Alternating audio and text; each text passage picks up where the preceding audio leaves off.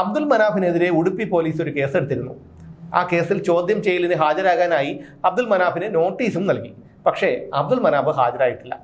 അടുത്ത നടപടി ഉടുപ്പി പോലീസിൻ്റെതായിരിക്കും. താൻ അറസ്റ്റിലായേക്കാമെന്നാണ് അബ്ദുൽ മനാഫ് ചോദ്യം ചെയ്യലിന് ഹാജരാകുന്നതിന് മുമ്പായി പറഞ്ഞത്.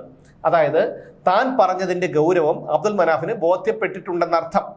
ആദ്യ ദിവസത്തെ ചോദ്യം ചെയ്യൽ കഴിഞ്ഞ് പുറത്തിറങ്ങിയ അബ്ദുൽ മനാഫ് പറഞ്ഞത് തന്നെ അറസ്റ്റ് ചെയ്യാൻ SITക്ക് മേൽ സമ്മർദ്ദമുണ്ടെന്നാണ്. അതായത് ചോദ്യം ചെയ്യലിനിടയിൽ കള്ളങ്ങൾ പൊളിഞ്ഞു.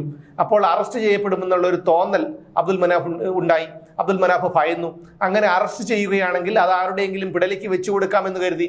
അപ്പോൾ കള്ളം പറഞ്ഞത് കൊണ്ട് തന്നെ അറസ്റ്റ് ചെയ്തതാണെന്ന് വരികയുമില്ല. എന്തായാലും മൂന്നാം ദിവസത്തെ ചോദ്യം ചെയ്യലും കഴിഞ്ഞ് പുറത്തിറങ്ങിയ അബ്ദുൽ മനാഫ് പഴയ പല്ലവി വീണ്ടും തുടങ്ങിയിട്ടുണ്ട്. ചിന്നയെയും സുജാത ഭട്ടും പറഞ്ഞതുമെല്ലാം പച്ചക്കള്ളമാണെന്ന് തെളിഞ്ഞിട്ടും അബ്ദുൽ മനാഫ് വിടാൻ ഭാവമില്ല. അബ്ദുൽ മനാഫിന് ധർമ്മസ്ഥല വിഷയത്തിൽ വ്യക്തമായ താല്പര്യങ്ങളുണ്ട്. ഒരു കാര്യം ഞാൻ അടിവരയിട്ട് പറയുന്നു, ഈ കേസിൽ അബ്ദുൽ മനാഫ് പ്രതിയാകുക മാത്രമല്ല അറസ്റ്റിലാകുകയും ചെയ്യും.